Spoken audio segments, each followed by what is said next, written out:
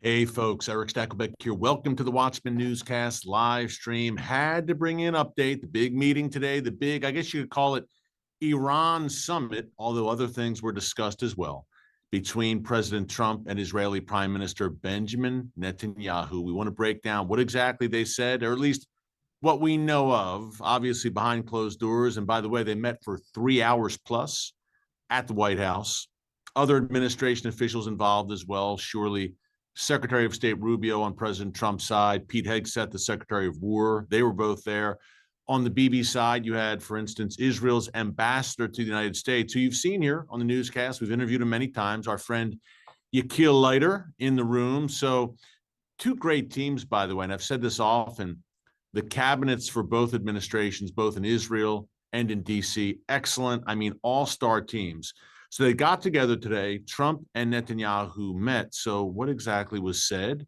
What are they saying on social media and in their official readouts, their statements about the meeting? And perhaps even more importantly, to some degree, what is Iran saying?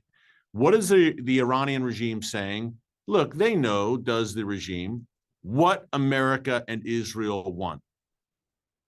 Is a deal, under those conditions, is a deal possible? And we've talked about this a bunch. What do the U.S. and Israel and the free world want? Ideally, in a perfect world where you didn't need to take military action, a perfect Iran deal, just disavow nuclear weapons entirely, stop enriching any uranium, give up your ballistic missile program, stop your support of Hamas, Hezbollah, the Houthis, et cetera, your regional proxies. It's not going to happen, folks. I can't see any of the three happening. And Iran's already refused to stop enriching uranium on its own soil. It's refusing now to give up any aspect of its ballistic missile program. So I think what these talks are between the U.S. and Iran is kind of playing out the clock as the U.S. and Israel get together their forces and get together their military strategy for strikes on Iran. To that end, we have a U.S. aircraft carrier, a second aircraft carrier group reportedly about to head to the region. So you do the math, but we're going to break it all down. And what is the UN, useless or united nothing, some have called the United Nations, what are they saying about Iran? And it's a big date, by the way, for the Iranian regime. Today, February 11th, they are celebrating the 47th anniversary of the Iranian Revolution and this wicked, demonic regime coming to power. So we've got a lot to talk about. We're going to break it down. Before I dig into it, a quick reminder, if you have not subscribed, be sure to subscribe and click the notification bell so you get alerts every time a new video is posted.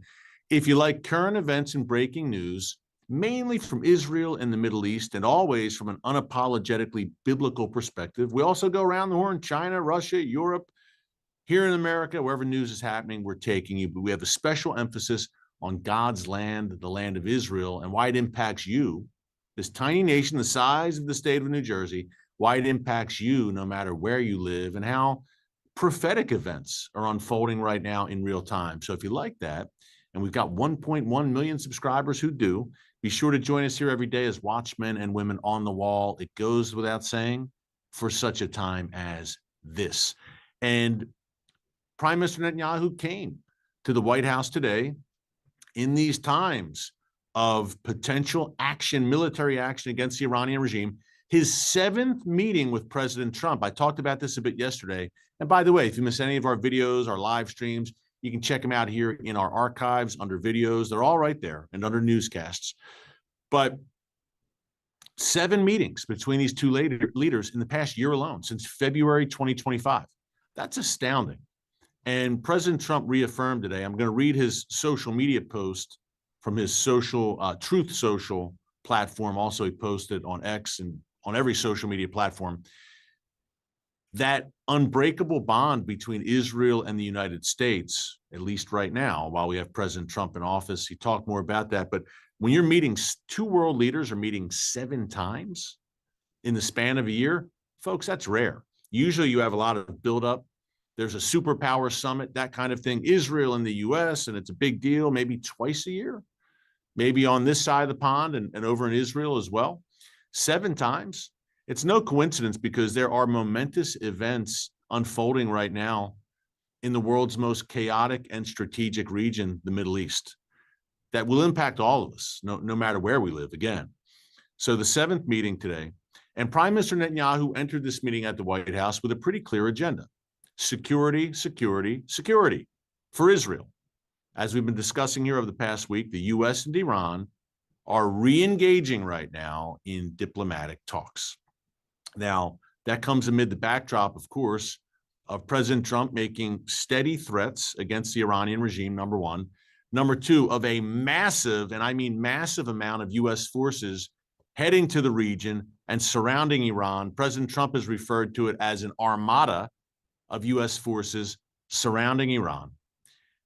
And it comes against the backdrop, of course, of tens of thousands of Iranians being slaughtered by the regime, and against the backdrop of President Trump, as that slaughter was happening in real time about a month ago, promising on social media, help is on the way. We are coming to help you. We're essentially, the United States will intervene to help you. And keep going, he said. Take over the institutions in Iran. Keep it going. And now a month has gone by, and people are wondering what is going on, and chief among them, the Iranian people, wondering what is going on. He said he was going to come to help us. Thousands upon thousands of us were murdered. And by the way, just so you know, folks, the extent of the barbarity, the slaughter, and the demonic carnage being perpetrated by the Iranian regime. I talked to a dear friend of mine last night. Actually, I was speaking last night in Tulsa, Oklahoma. My good friend Jackson Lawmeyer, Sheridan Church, he had a panel called Islam Unveiled. It was myself, several other excellent voices, including Reza Safa. He was born in Iran, raised a Muslim. The first 20 years of his life, he was a Shia Muslim, converted to Christianity. Now he is beaming the gospel via satellite into Iran, and untold numbers of Iranians have converted to Christianity because of Pastor Reza's brave work. But he's getting on the ground reports every day from inside Iran this past month, 6 weeks, since everything went down. And he said, Eric, the stories I hear are devastating and heartbreaking of the regime's goons. And we're talking the Basiji, they're called, Iran's Basiji militia. They're the skull crackers in the streets that go out whenever there are demonstrations. And also, of course, the Islamic Revolutionary Guards Corps, the IRGC, the real power brokers in that regime. The IRGC and their minions in the Basiji are in the streets. They're shooting indiscriminately. The reports you're hearing, folks, are absolutely correct, I'm sad to say. My friend Reza Safa and other Iranian friends who are talking to people on the ground are verifying this for me on a daily basis. It's even worse than you think, and even worse than what you've heard, what's happening on the streets of Iran. And they're going into hospitals, they're murdering people in their hospital beds, and they're murdering the doctors as well to cover it up. These are, I should say, Nazi levels of barbarity. There's no other. The Iranian regime, I've said it all along. If you've been watching me here on the live stream, I've been saying it for many years. These are modern day Nazis. Iran and its proxies, Hezbollah, Hamas, the Houthis, these are modern day Nazi-like death cults. This is what they do. They're evil, and they are relentless in their evil. And that kind of evil, and I've said it many times here, that kind of evil cannot be stopped unless it is decisively crushed, as the Nazis were decisively crushed. If not, it will continue to rear its head every single day, because that's what evil does. The Iranian regime, Hamas, Hezbollah, they are not going to change their spots. This is who they are. And they live and breathe to murder and maim. It's their whole rationale for being. That's why they're so relentless, because they're demonic. And demonic forces only know one thing: to rape, murder, pillage, and destroy. And this is a massive, massive spiritual battle. If you don't get that component of it, you don't get it at all. Because to the average mind, especially here in the West where I'm sitting right now, people say, wow, they can't really mean that, right? You mean they would really do that? They would slaughter tens of thousands of people and wage jihad and wipe Israel off the map and all the rest? Yes, they really mean what they say. And a non-biblical source, Sun Tzu, laid out the first rule of war in The Art of War ancient text, still very relevant today. First rule of war, know your enemy. If you do not understand your enemy, you do not understand the enemy's ideology, you cannot defeat the enemy. In the West, other than the United States right now, there's no understanding of the jihadi threat of both the Shia, Iranian Hezbollah variety and the Sunni variety. And that's why large portions of the West are being overtaken by Islam. But I digress. We could go on and on. America right now, under Trump's leadership, 2028 could be a much different story. But under Trump's leadership, the United States is the last line of defense for Western civilization. Israel is the first line of defense for Western civilization in the belly of the beast where it's all going down, the Middle East. If in 2028 a leftist regime comes to power in the United States, the lights go out on the West. And you might say, wow, that's a big statement. That's a bit of an exaggeration, Stacklebeck. No, it's not. Have you looked across the West lately? Have you seen what's happening in the UK, France, Germany, Belgium, Sweden, the Netherlands? The list goes on and on. It is a civilization that's committing cultural suicide. Canada, Australia, the list goes on. The United States, the leader of the free world, is the last line of defense. And if the light, the fire, the flame of freedom is extinguished in this nation, I fear a dark shadow descends upon the Western world writ large. And then Israel is isolated, which when you think about it, look, the Bible says there will be a day when Israel is standing alone with only the God of Israel. And let's face it, if you're going to have any ally, I think I'd rather be aligned with God Almighty than anything or anyone. So Israel's going to be just fine. It's going to be tough at times, but Israel's going to be just fine. But I worry about the West, the rest of the West. And that's why Trump and Bibi coming together today, and we don't have a lot of specifics from the meeting. Bibi went in, again, security concerns, and he's saying, look, the deal, any deal with Iran would not be worth the paper it's written on. And I believe Trump agrees. But I also believe, as I laid out yesterday, this is part of a new swerve that Trump and Bibi are sending mixed messages, Trump in particular, to Iran, where Iran's maybe getting lulled into a sense of complacency, as it did during the 12-day war, when they thought the U.S. would not dare strike and the U.S. would never give Israel a green light to strike. They were very wrong, because Trump and Netanyahu projected to the world that they were divided. They weren't on the same page. Behind the scenes, in meetings like we saw today in D.C., the reality was much different. Here's what Trump said about the meeting with Bibi today. And again, when you listen to this and you take it in, remember that Trump is very cagey and he's sending mixed messages. It's called psychological warfare. One day he's saying to Iran, yeah, let's do a deal. And the next day he's saying, yeah, I don't think they want a deal. We're going to have to unleash hell.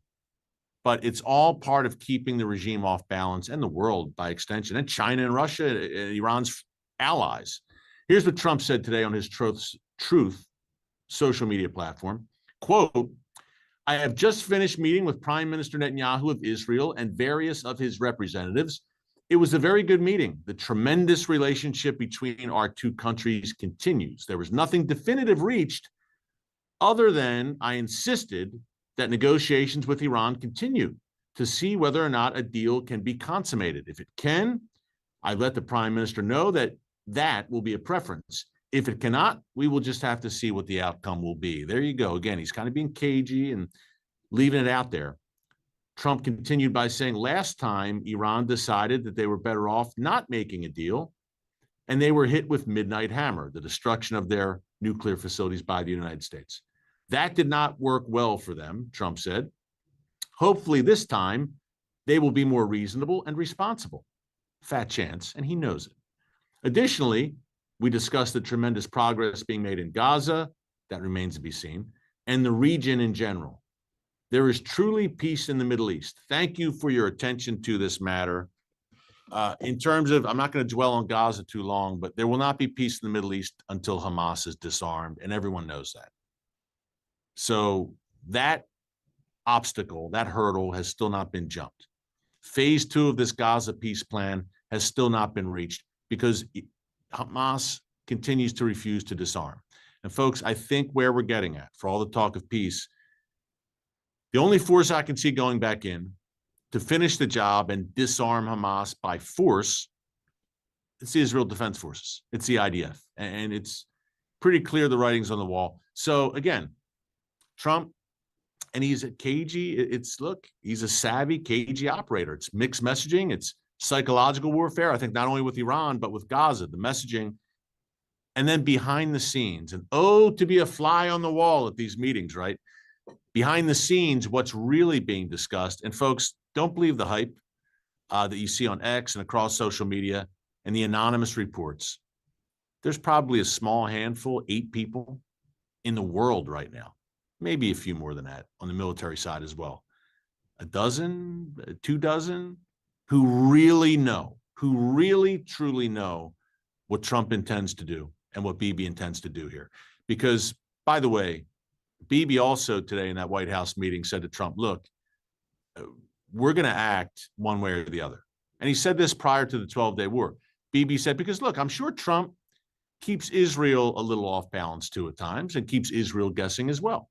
That's statecraft, and that's what Trump does. I think he enjoys it to an extent. But as close as he and Bibi are, and as close as the relationship is, I don't think you ever completely divulge all of your plans, even to an ally, unless it's wartime. I mean, it's Churchill and FDR, you're shoulder to shoulder in the trenches. But in the run-up, I think there's some gamesmanship, perhaps, even with allies to a degree. But Trump was very clear that this relationship is unbreakable with Israel. That's great.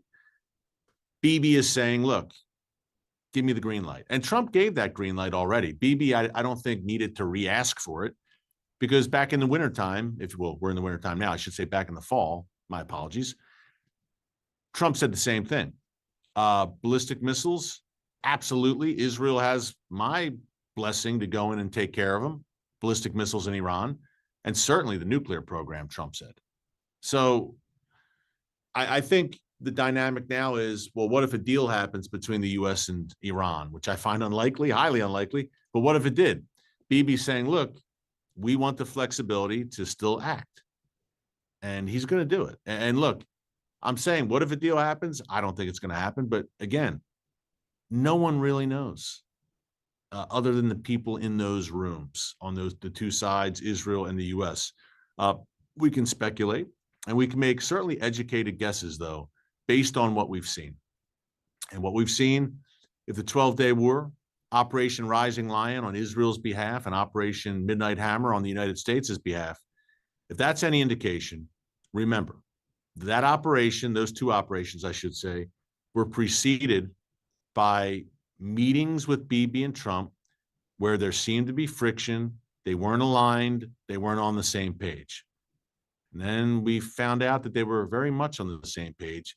And those supposedly tense meetings were actually strategy meetings where they were planning how to do this, how to carry out the 12-day war and destroy the nuclear weapons program. So I do not think it is a coincidence, needless to say, that Bibi was in D.C. today at the White House. And we'll see what comes out of it. We've been watching and waiting ever since President Trump sent those tweets, gosh, over a month ago now, I believe, or about a month ago, promising help was on the way to the Iranian people. We've been holding our breath and saying, okay, when's it coming? But I think the delay, and I think the nuclear talks with Iran are part of the delay, part of the misdirection, part of the mind games. I think it was to get forces in place. Look, I think when President Trump tweeted that, maybe, it was a bit off the cuff. And I think his team might have said, we're with you. We need to do it. We need to hit them and hit them hard and get them out of here, the Iranian regime. But sir, as he always says, sir, when Trump's quoting them, we need to get some assets in place, in particular, missile defense. Because if Iran, and I said this yesterday, and I've been saying it, if the Iranian regime feels, okay, our shelf life is up, they're going to overthrow us, it's over for us, there's a very good chance they'll go out in a blaze of glory, in their view, and fire ballistic missiles at U.S. assets in the region, of course, bases, etc., at Israel, of course, perhaps even at the UAE, Saudi Arabia, the Sunni Arab nations. They'll go out just in a total blaze of glory. So in their view, again, why use that term, blaze of glory? So President Trump's team and certainly Israel are saying, okay, we got to do it. This regime's got to go. This is the time. They've been a thorn in the side of the world for far too long. They refuse to give up their nuclear program or what's left of it. Look, there's still enriched uranium underneath the rubble of the sites that were destroyed back in June. But if they have a chance, they'll build up their nuclear program again. We know that. The ballistic missile program, we talk about threats, the nuclear program's 1, the ballistic missile program's 1A. I mean, it's right there. They are working on developing thousands and thousands more ballistic missiles on a regular clip, daily clip.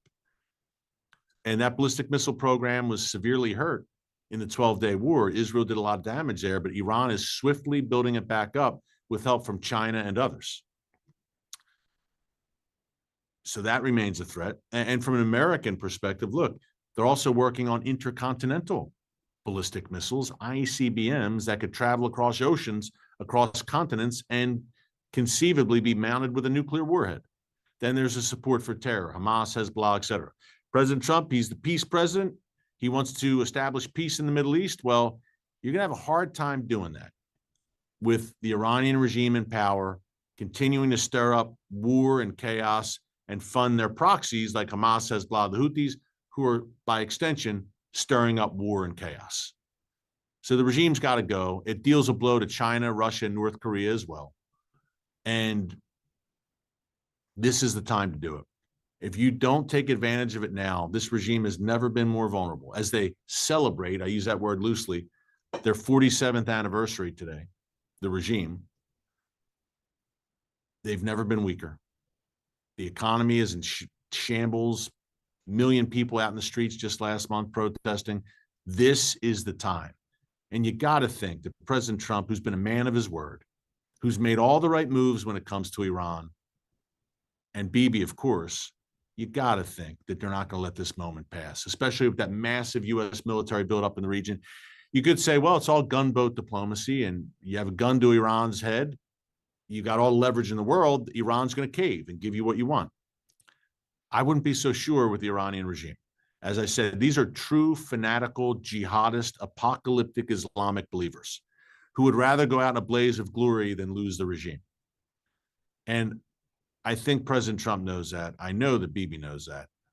So we watch and we wait still. We'll see if there's more that comes out of this meeting today, if we learn anything else about what was discussed. I do want to, however, before I go, you'll want to hear this. Actually, you'll be infuriated, but you'll want to hear it anyway. The UN, I mentioned at the top, united nothing, useless nations, united nothing, however you want to call it. The Secretary General of the UN, Antonio Guterres, who's very much anti-Israel, I mean, vocally anti-Israel, he's a disgrace. He added to his disgraceful reputation, well-earned, today by congratulating, folks, really wrap your head around this, the leader of the UN, in the wake of Iran slaughtering at least 40,000 of its own people, the Iranian government, congratulates the regime today on the 47th anniversary of the Iranian Revolution and the Ayatollahs coming to power. You can't make this stuff up. I mean, the blood of the Iranian people is still crying out from the ground as we speak. And Guterres, instead of holding the regime accountable as the head of the UN, is congratulating them on their regime, which has caused nothing but misery for the world for the past half century. You can't make this stuff up. But to do it one further and do it one worse, here was also today, the UN has a commission, the UN Commission for Social Development. Now, you've heard all about these morally bankrupt, bogus UN commissions, the Human Rights Commission, et cetera, where you have North Korea and communist China on the Human Rights Commission. I mean, you get the idea. Well, the UN Commission for Social Development, its priority is promoting democracy, gender equality, and tolerance. Sounds so nice. Guess who was named vice chair of the commission today? The Islamic Republic of Iran. And no one objected in the meeting. I've got the video here. Wow.